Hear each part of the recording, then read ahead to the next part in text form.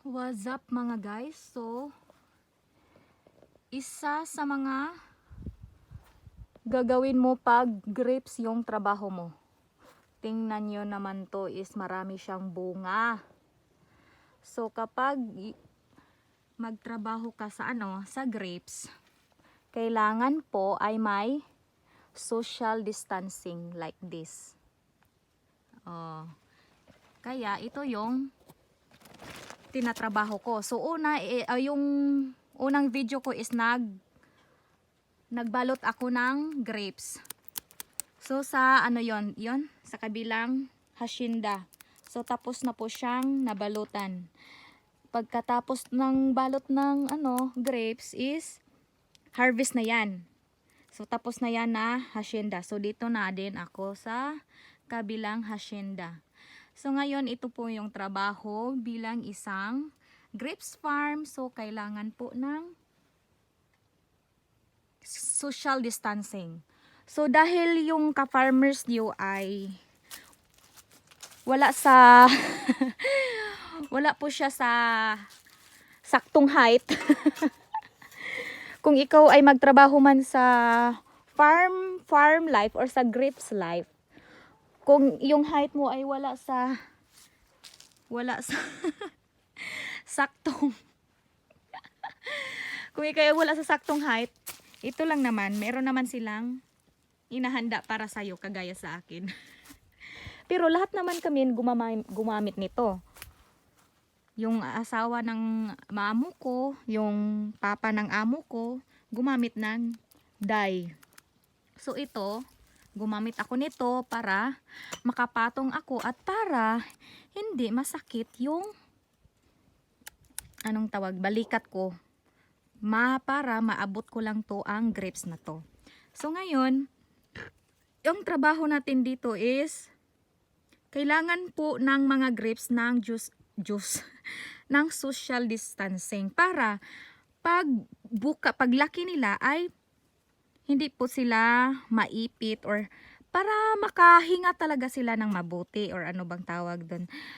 Basta kailangan po sila na may space sila pag lalaki sila. So, yun pala. So, sa ganitong grapes na to ay kailangan po ng bawasan. So, gaya nito ito na lang ang natira. Ganito na lang po ang natira sa mga grapes. Ito. May social distancing po ang pagtrabaho ng grapes dito sa Japan, dito sa Japan or dito sa pinagtrabahuan ko ay kailangan po may social distancing ang bawat grapes para paglaki nila ay guminhawa naman, ay makaginhawa naman, makahinga. So ayun. So yun po yung trabaho ko ngayong araw. So isa po to sa trabaho kapag ikaw ay grapes farm. So ayan. So nung maliit pa siya, hanggang dito to ang bunga. Kita nyo naman kahit hindi ko pa paliwanag yan. Ito. May mga bakat-bakat So hanggang dito po yung ang bunga. Pero nung hindi pa siya ganito kalaki, yung maliit pa lang siya, yung tawag nila is sito. Nagsisito ako. Pinabawasan ko dito hanggang ito na lang ang natira. So pagkatapos, kukunan natin ng ng konti para lang makahinga sila. So after gaya nito, pag matapos na to yung buong hacienda na to, is na kami, chapong-chapong yung tawag doon, kusuri, yung gamot, nilagay sa cup, tapos ganun lang namin dito.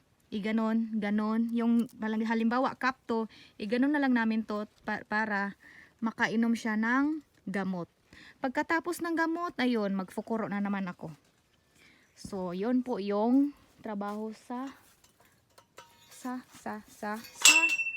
grapes farm. Marami pong process sa grapes farm at syempre may time talaga na masakit yung katawan, masakit yung balikat. So, ganun po yung grapes farm.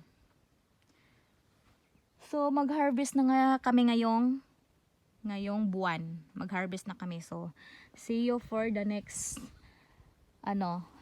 vlog. Baka ma-vlog ko na din yung pag-harvest namin. So, yung mga nagtatanong kung ano daw anong tawag doon? Variety.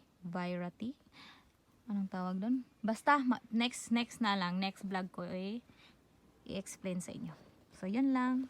Thank you for watching. Bye-bye, guys.